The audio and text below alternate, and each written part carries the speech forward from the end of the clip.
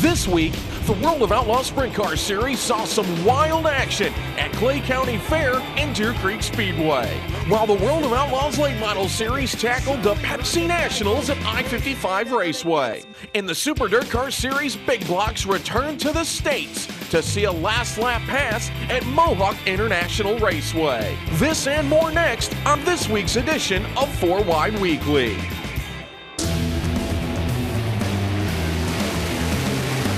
We start this week's show with outstanding news from the World of Outlaws Sprint Car Series.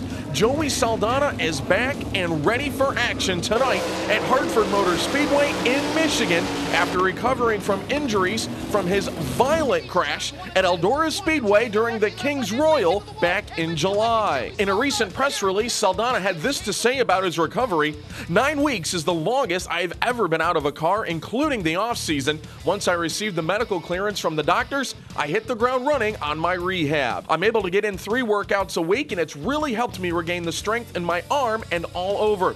On the other 2 days of the week, I've been running to help out my lung. Brad Sweet has done a great job, and I can't thank him enough for all the work he did. Hopefully he will be testing a new chassis that will end up being safer for us all.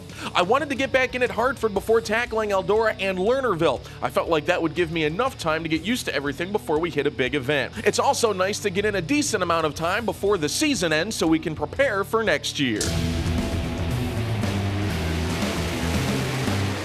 The World of Outlaws Sprint Car Series kicked off their weekend Friday at Clay County Fair Speedway, but it didn't start at all the way Jason Myers would have liked to as he pummels the front straightaway wall at the conclusion of the dash.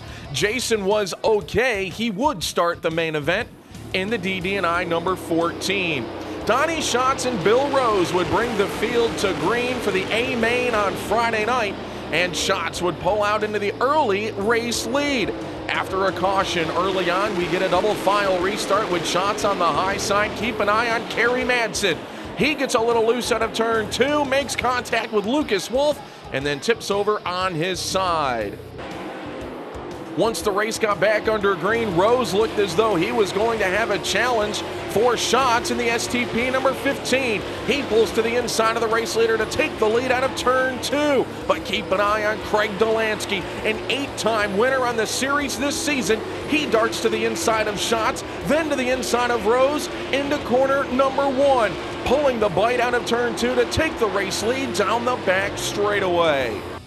After another caution later on, keep an eye on the Bass Pro Shops car number 11 of Steve Kinzer, who was trying to close in the championship battle. He makes contact going into turn 1 and goes for a vicious ride into the grass on the outside of corner number 1. The 20-time World of Outlaws champion was okay, but he was done for the night as he walks back to the infield with just pieces remaining of that gigantic top wing. Once the race got back underway on the race's final lap, Delansky clearly out in front, but it was a tremendous 3-car battle for the runner-up spot between Craig Kinzer, Schatz, and Sammy Swindell. Delansky would streak across the line for his 9th World of Outlaws win of the season. Swindell would edge the rest for the runner-up spot. Delansky in the aggressive hydraulics car number 7, picking up the A-main win in a race that he himself promotes here in Spencer, Iowa at the Clay County Fair Speedway. Swindell came home second ahead of Schatz, Craig Kinzer, and Mark Dobmeyer in the top 5. Paul McMahon, Jason Sides, Jason Myers, Brooke Tatnell, and Dusty Zomer would round out your top 10 at Clay County Fair Speedway. Yeah, this aggressive car has been good to us this year, and like you said, win number 9, I mean, that's not easily done out here on this tour. And Monday night, just there in California, I felt like I kind of gave one away there with 3 laps to go leading, but it's a strong team, and my crew they dug deep this week and then got this car ready. We had to build a new race car. We lost one there, so just a great team. DJ, Luke, Troy, Tyler, long trip back here along with all the other teams, and to come here and win this race, the Arnold Motor Supply shootout, it's pretty cool. The following night, the Outlaws took to Spring Valley, Minnesota, and the beautiful Deer Creek Speedway. And starting up there on row number 1 after flipping out of the event the night before, Steve Kinzer on the outside. Donnie Schatz goes from the pole position but it was the King gaining the early advantage off the bottom of the racetrack out of turn number 2. With Kinzer showing the way out in front, the battle was for the runner-up position between Schatz and another driver that tipped over the night before, Kerry Madsen, in the number 92. Here Madsen dips to the inside, then cuts back across the racetrack. Brad Sweet almost makes contact in the Red Bull number 9. Sweet, though, would rebound here, diving to the inside with a perfect slide job on Craig Delansky out of corner number 4, as Paul McMahon and Jason Myers do battle as well. Madsen would gain positions back, though, as he too pulls the slide job on Delansky out of turn 4. Madsen looking very good in the 92, but nobody looked as good as the king of the Outlaws, Steve Kinzer, in the 11 machine, as he picks up his 9th win of the 2011 season. Schatz finished in second ahead of Madsen, Delansky, and Brad Sweet in the top 5. Jason Myers continues to hold that championship lead with a 6th place finish. Yeah, it's good to win a race here. We've come close a couple times. I don't know if we won one here or not, but it's a nice racetrack, good facility, and just been pretty fast. I just get in a crash one night and then come back. Probably one of the quickest cars out here right now, and it's sort of a shame. Had a chance to gain a little bit of points. I think too far out to catch anybody, but you never know. And I had a chance to gain some, and I got in a crash 2 laps ago, the night before last, or whenever it was, and come back, and the guys did a good job putting the car together and putting it underneath me, and come with a good fast race car. Despite picking up an A-main win, Kinzer loses points in the championship battle. He is now 98 behind Jason Myers. The Outlaws next in action tonight, Hartford Motor Speedway, the return of Joey Saldana. Then again on Friday, the Four Crown Nationals at Eldora Speedway in Rossburg, Ohio. Followed the next evening, it's the Commonwealth Clash at Lernerville Speedway in Sarver, Pennsylvania. We'll be back with more next, right here on 4 Wide Weekly. For nearly 4 decades, thousands have gathered at New York State Fairgrounds, awestruck as dirt racing legends race towards immortality. At Syracuse, October 5th through 9th is the 40th annual Super Dirt Week.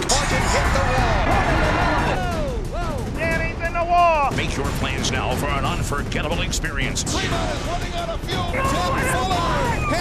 Tickets and remaining campsites on sale now at SuperDirtWeekOnline.com. Welcome back to this week's edition of 4 Wide Weekly. Saturday night, the World of Outlaws Late Model Series was back in action, this time in Pevely, Missouri, at I-55 Raceway for the annual Pepsi Nationals, a 55-lap main event. King Kong Randy Cordy in the 00 and the Rocket. Josh Richards brought the field to corner number 1. Richards would lead lap number 1, trying to close in further on Rick Eckert for his 3rd consecutive World of Outlaws Late Model Series championship. The high side hustler Jason Fager in the 25 was also in action on Saturday night, here using the cushion as only he can to the outside of corner number 2 to take the 3rd spot from Cordy. After an early race restart, keep an eye on the 3 machine of Brian Shirley as he goes to the outside as well. He watched Fager. He figured he'd give it a try as well, as both Shirley and Mars get around the 00 of Cordy. Fager, meanwhile, continuing his pursuit through the field. Again, moves to the high side in turn 2 to go around the Bluegrass Bandit Daryl Lanigan in the 29 for the runner-up spot. Further back in the field, Rick Eckert in the 24 trying to pick off all the cars he can to keep that championship lead over Richards in the 1 machine. Later on, Chubb Frank found the high side as well in the 1 star, moving to the top of Jimmy Mars, but at the same time, Lanigan finds the bite out of turn 2. He retakes the runner-up spot from Fager down the back straightaway. But up front, it was all Josh Richards from Shinston, West Virginia, grabbing his 8th World of Outlaws Late Model Series win of the season. Lanigan would hang on for 2nd over Fager, Frank, and Jimmy Mars in the top 5 at I-55. Eckert just a 16-point lead on Josh Richards in the championship standings. Friday night's event at Tri-City Speedway was rained out in Pontoon Beach, Illinois. The Outlaws next in action October 6th at Rolling Wheels. We'll be back with more next, right here on 4 Wide Weekly. Dirt racing's most celebrated stars. An electrifying atmosphere. Glory-filled heroics. A A spectacle unlike any other. It's the World of Outlaws World Finals. All dirt roads lead to Charlotte as the World of Outlaws sprint cars, late models, and super dirt big block modifieds converge for one mind-blowing weekend. 3-day reserve seat packages, including your free pit pass, are on sale now at CharlotteMotorspeedway.com. November 3rd, 4th, and 5th. The Dirt Track at Charlotte. Welcome back to this week's edition of 4 Wide Weekly. Also in action Saturday night, the Super DIRTcar Series Big Block Modifieds from Mohawk International Raceway in Akwesasne, New York.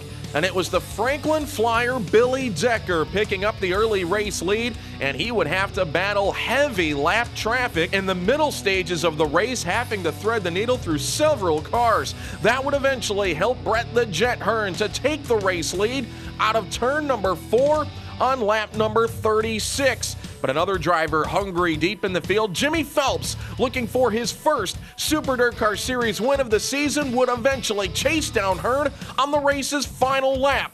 Hearn, who had been cutting through the middle of the speedway great all night long, gives up the bottom side out of turn 2 to Phelps as he finds the bite in that Troyer house car down the back straightaway to take the race lead into corner number 3. Phelps, out of Baldwinsville, New York, picks up his first series win of the season. Perfect timing heading to Super Dirt Week. Hearn came home second ahead of Decker, Kerry Terrence in 4th, Danny Johnson in the top 5. Decker closes in on the championship standings, just 46 behind Matt Shepard. The Super DIRTcar Series next in action, Super Dirt Week 40, Sunday, October 9th at the New York State Fairgrounds. For the very first time, our 4Wide.TV Power Ranking sees a tie at the top of the standings between Josh Richards from the World of Outlaws Late Model Series and your Super DIRTcar Series A-Main winner Jimmy Phelps in the 98H. Ryan Unziker, Craig Delansky, and Steve Kinzer are the top 5 for the previous week. For the rest of the season, we will also be showing you our year-to-date power rankings as we move down to our 4Wide Weekly Driver of the Year award. And as of right now, Josh Richards sits atop the list ahead of your Super DIRTcar Series Championship point leader, Matt Shepard. Jason Myers, Donnie Schatz, and your DIRTcar Summer Nationals champion, Shannon Babb, sit in the top 5. Just as we were about to finish up this week's edition of 4Wide Weekly, it was announced this morning that the World of Outlaws Sprint Car Series will be adding another event to their schedule Saturday, October 22nd. It will be the Casey Kane promoted Talladega Sage Fruit Showdown from the Talladega Short Track. The event will run in conjunction with NASCAR's racing weekend at the Talladega Super Speedway. Kane was quoted in this morning's announcement saying, "I'm excited to bring the World of Outlaws back to Talladega for the first time in 10 years. It's going to be an action-packed night for sure, and I'm looking forward to bringing Sage Fruit from Washington to Alabama during one of racing's biggest weekends of the year." The Talladega Sage Fruit Showdown will be the final event before the World Finals in Charlotte and will play a crucial part in the race to the World of Outlaws Sprint Car Series Championship. Be sure to tune in to next week's edition of 4Wide Weekly as we bring you World of Outlaws Sprint Car Series highlights from Hartford, Eldora, and Lernerville. Plus, the UMP Late Model National Championship continues to heat up this Sunday at Fairbury Legion Speedway.